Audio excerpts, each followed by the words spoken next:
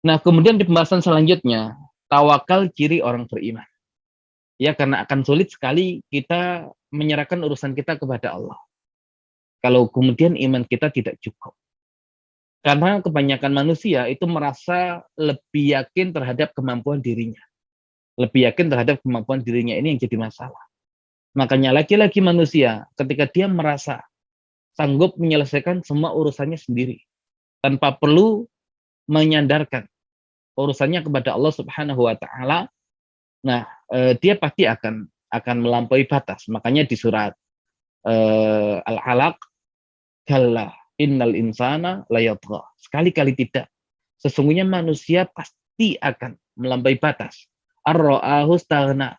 Ketika dia melihat dirinya sudah istaghna, sudah merasa tidak butuh kepada yang lain. Dia menyandarkan sesuatu pada dirinya sendiri.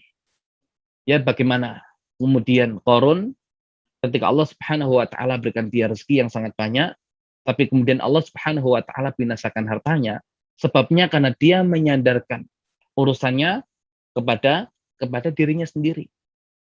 Innama utituhu ala ilmin indi. Sesungguhnya aku diberikan semua itu berkat ilmu yang aku miliki. Dia menyandarkan sesuatu yang tidak pada tempatnya. Maka balasannya ketika manusia itu sudah tidak bertawakal kepada Allah dan menyandarkan sesuatu kepada selain Allah, maka di situ Allah Subhanahu wa taala akan berikan hukuman. Dan kita juga tahu bagaimana kaum muslimin di perang Hunain, peperangan setelah Fathu Makkah, di mana Fathu Makkah Rasulullah Shallallahu alaihi wasallam ditemani oleh 10.000 pasukan muslimin untuk menaklukkan dan membebaskan kota Mekah. Dan berkat nikmat Allah Subhanahu wa taala, berkat izin Allah Subhanahu wa taala, maka kaum muslimin mendapatkan kemenangan dan semua berhala yang ada di sekitar Ka'bah dihancurkan oleh kaum muslimin, dan orang-orang Mekah mayoritas mereka kemudian masuk ke dalam agama Islam, namun dengan keimanan yang masih sangat dangkal. Yang ketika Rasulullah Shallallahu Alaihi Wasallam mendengar kabar kalau orang-orang Bani Thaqif, kalau orang-orang Hawazin hendak menyerang kaum muslimin, maka Rasulullah Shallallahu Alaihi Wasallam menyiapkan pasukan muslimin sebelum mereka menyerang kita, kita yang menyerang mereka.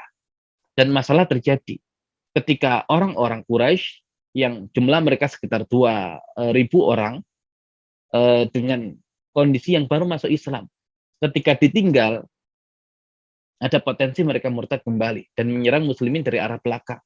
Ketika mereka diajak, iman mereka tidak kuat, dan iman yang tidak kuat ini cenderung melemahkan kondisi muslimin.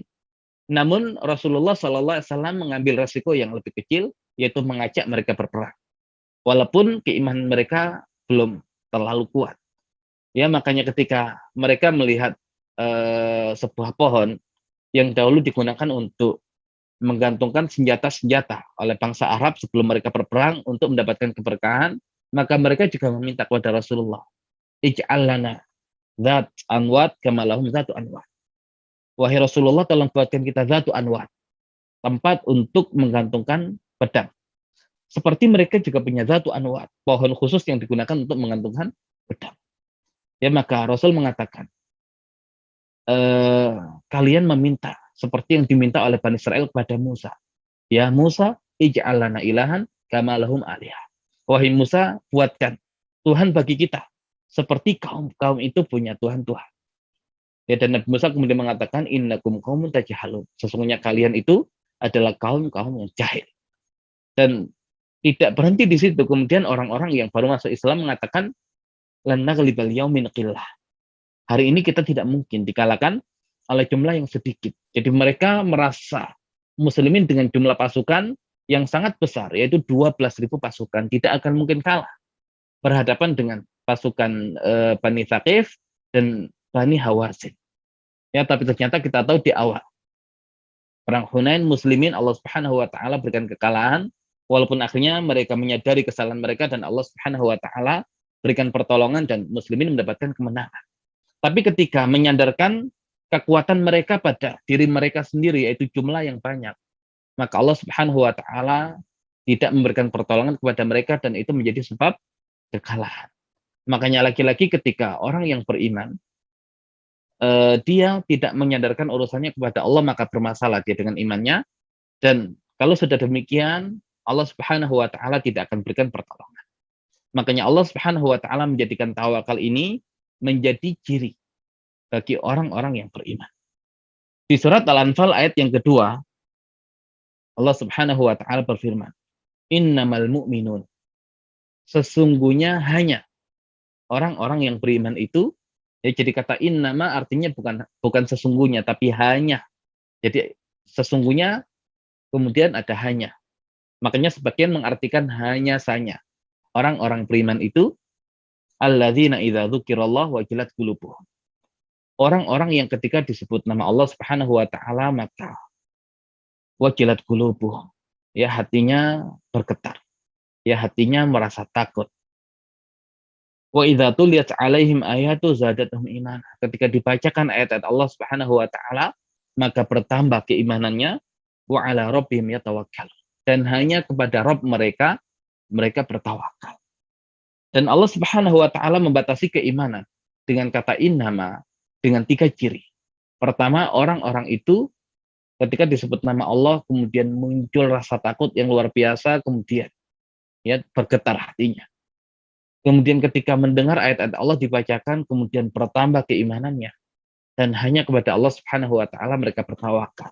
Jadi seakan kalau tawakalnya tidak kepada Allah, berarti ada masalah dengan keimanannya.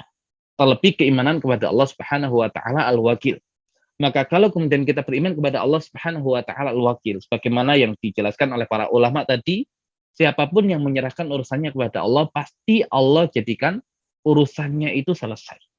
Dan orang itu pasti akan ridho terhadap apa yang Allah Subhanahu wa taala hadirkan.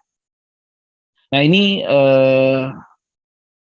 ya karakter orang yang beriman, yaitu orang yang bertawakal hanya kepada Allah Subhanahu wa taala.